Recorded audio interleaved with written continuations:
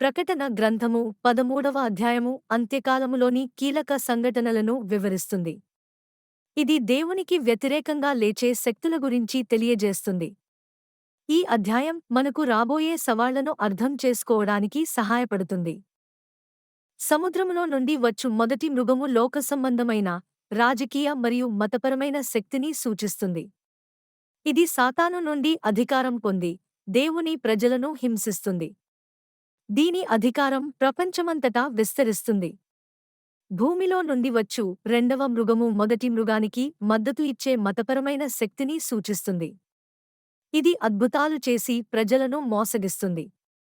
మొదటి మృగాన్ని ఆరాధించేలా ప్రజలను బలవంతం చేస్తుంది. ఈ అధ్యాయంలో మృగపు ముద్ర గురించి కూడా చెప్పబడింది. ఇది మృగాన్ని ఆరాధించేవారికి ఇవ్వబడుతుంది. ఈ ముద్ర లేకుండా కొనుట, అమ్ముట సాధ్యం కాదు.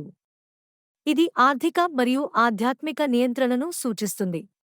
ఈ విషయాలను అర్థం చేసుకోవడం మన విశ్వాసాన్ని బలపరుస్తుంది.